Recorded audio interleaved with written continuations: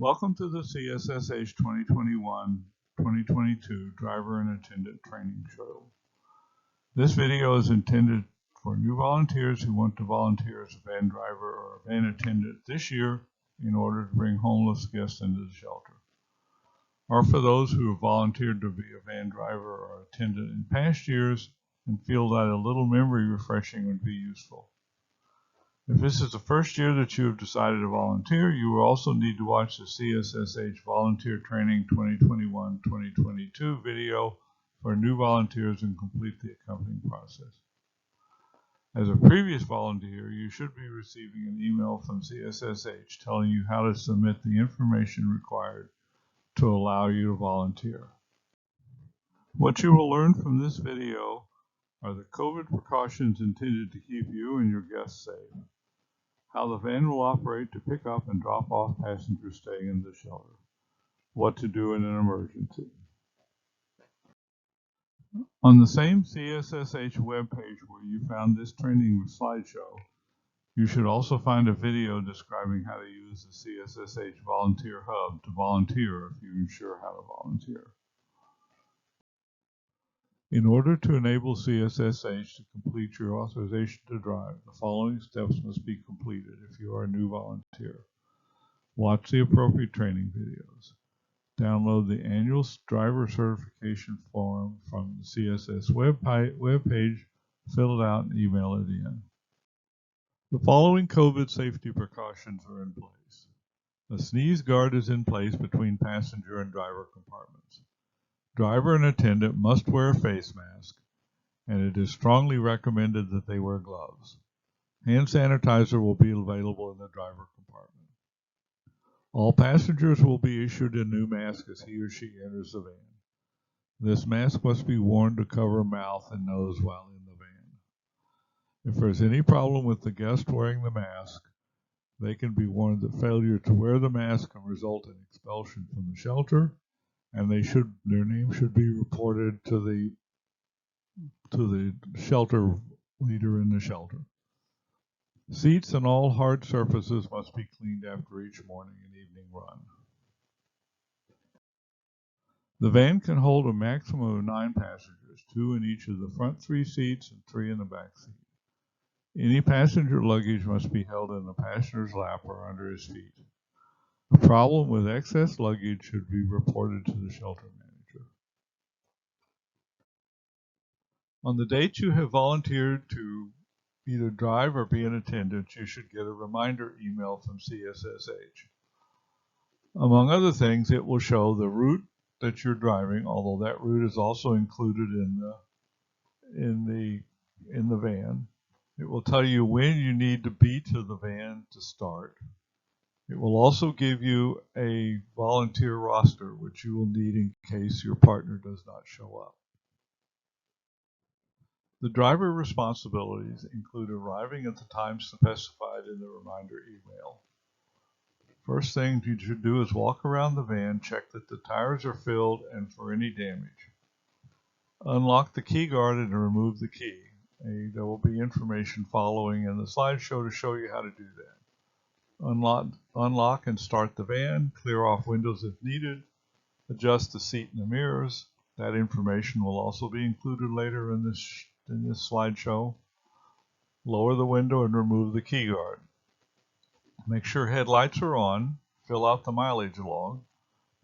There'll be a copy of that to show you what's there later in the email. Leave at the time specified in the reminder email.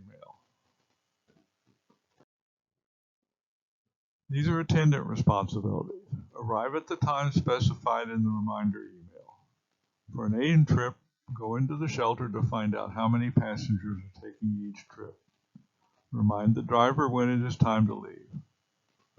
When loading passengers, open both doors. Hand out face masks if necessary. Set up the step stool and help passengers to enter van.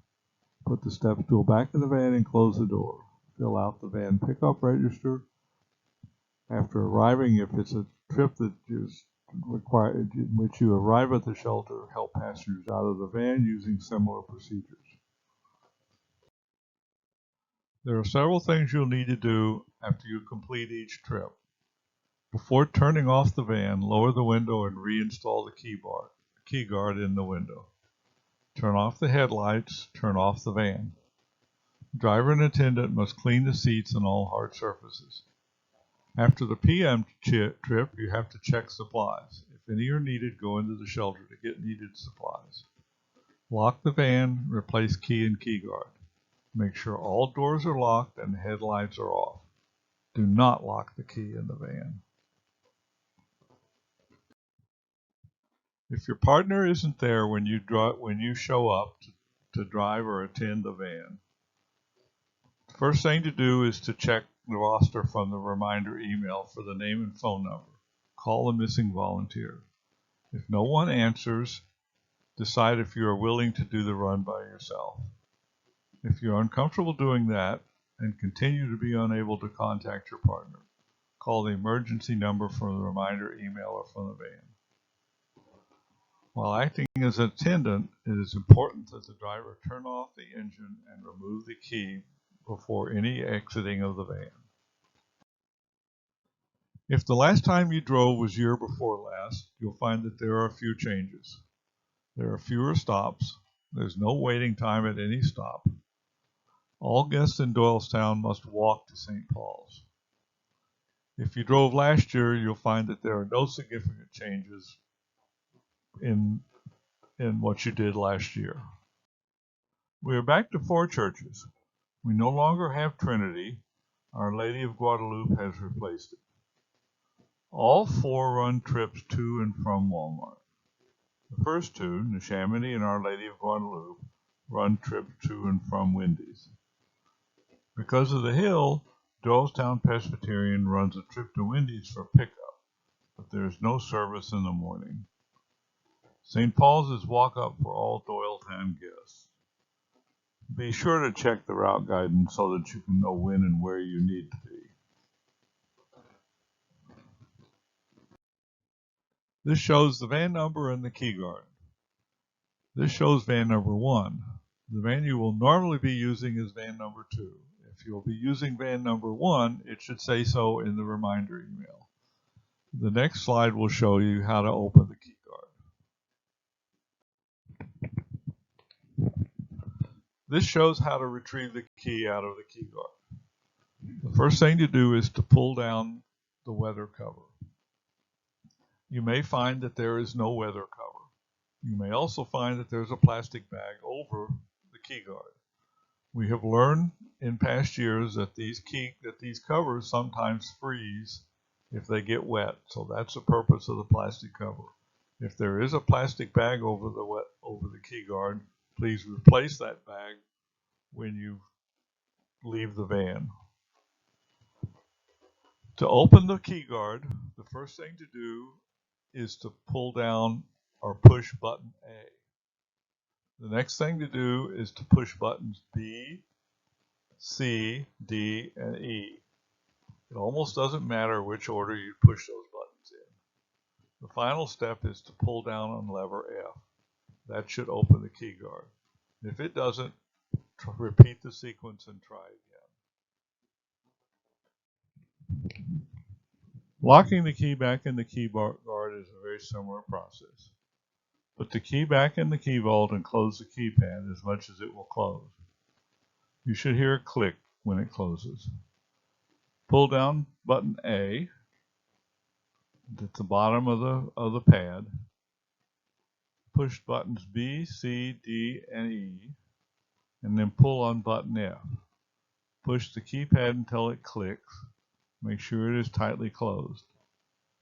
Close the weather cover, and if there is a paper or plastic bag available, put it over the key guard so that it doesn't get wet. The cabin controls are for van number 2. The seat adjustment controls consist of 3 buttons are located under the front of the seat. Shifting the middle one left or right removes the seat forward or back. The center knob up or down adjusts the seat height.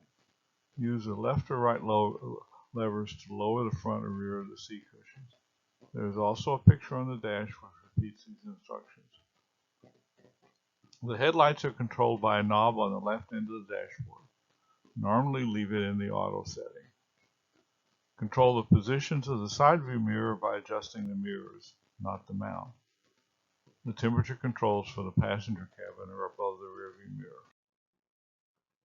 The cabin controls for van number 1 are fairly simple. There's a lever under the front of the seat which adjusts the position of the seat forward and back. The light switch is on the dashboard to the left of the steering column. There is no auto setting. There is a knob under the light switch which controls the dome light. There is a button on the armrest which can be used to adjust the outside side view mirrors. A laminated copy of the route guidance will be attached to the dashboard of the van when the season starts. It will contain the latest van schedules for the current host site. It will list the times you should leave the shelter host site, the times to leave the pickup sites, and a suggested driving route if you are unfamiliar with the locations. It will also be attached to the email that you get from CSSH reminding you that you have volunteered for the day. The mileage log is located on a clipboard in the door on the driver's side. The driver should fill that out. The CSSH van pickup register is on another clipboard, usually in the door on the passenger side, but maybe on the passenger seat. The vehicle registration, insurance information, and accident report, if needed, are in a notebook in the driver's side door pocket. The uncalled transportation committee members' contact information is posted on the dashboard. When driving guests from the shelters, you should accommodate requests to be dropped off at the train station or the downtown Starbucks in Doylestown if you can. The drop-off point in Doylestown is usually Panera's. Other Doylestown locations okay as long as the driver feels there is time. We always try to drop off guests at the hospital and after other guests have been dropped off. This is the mileage log for van number 1. The driver needs to fill this out every trip. It shows the date for the trip, the starting and ending odometer reading, the purpose, either AM or PM pickup, and shows the driver or attendant initials. This is important because it lets us track how much the vans are being used and when we need more gas. This is a CSSH van pickup register, which should be filled out by the attendant. It asks for the date. It asks for where you're picking up, either Walmart or Wendy's, and it asks for the number of guests.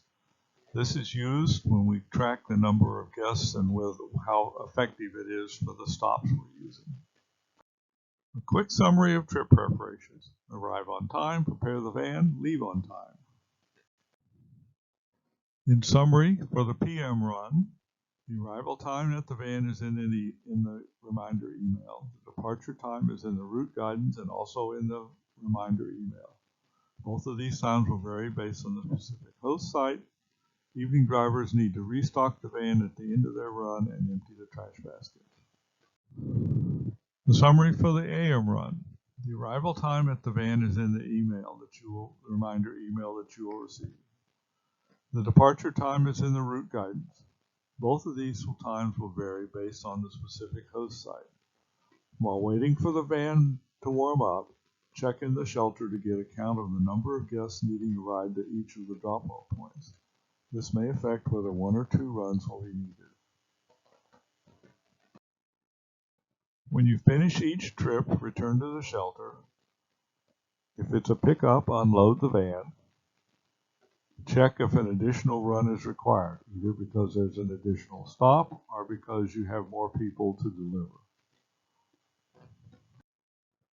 At the end of the last run of the day, of the morning or evening, park the van in the specified spot, wipe down the van, lock the key back in the key vault, and we want to thank you for volunteering. You are very important to the whole process of keeping the shelter open. There is specific conduct which is expected of the guests in the van and in the shelter. No drugs, no alcohol, no weapons, no filled liquid containers, including water bottles. No fighting or harassment or stealing.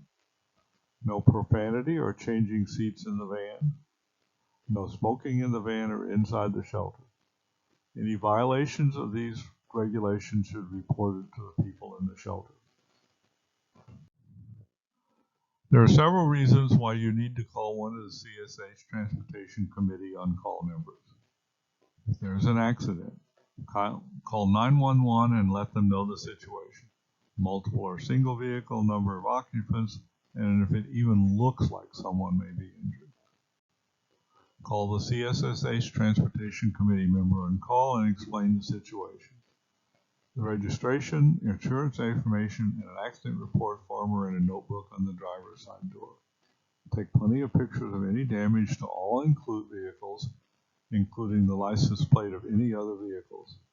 Make sure to get the name, address, and driver's license number of the other vehicles. There are other reasons for calling one of the emergency contacts. If you have problems between or with guests in the van, call 911 to get the police to remove all involved parties. Do not get personally involved. Call the CSS Transportation Committee member on call and explain the situation. Record the name of all involved guests. You should also take those names into the shelter when you get there. Another reason for calling one of the emergency contacts is if you get a traffic ticket. Call the CSS Transportation Committee member on call. Registration and insurance information are in a notebook on the side pocket of the driver's door. The rest is up to you. Other problems can occur which would require you to call one of the Transportation Committee members on call. You can have a breakdown in the van. You can get stuck in the snow. If a warning light is on or something else seems wrong, call the CSS Transportation Committee on call and explain the situation. On the same site where you found this video, there will be a link to a document which you must fill out and get back to Kara before she can list you as one of the volunteers eligible to act as driver or attendant. You will need your driver's license number and insurance information. It is vital this year that you fill this out and return it. None of this information which you supply will be given to any other party, including CSSH insurance.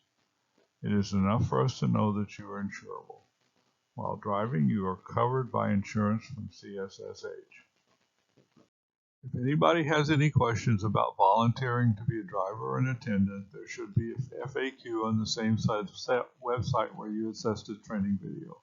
Check it. If your question is not answered, there's an email to enable you to get an answer. We would much rather you contact us to get an answer than decide you won't volunteer.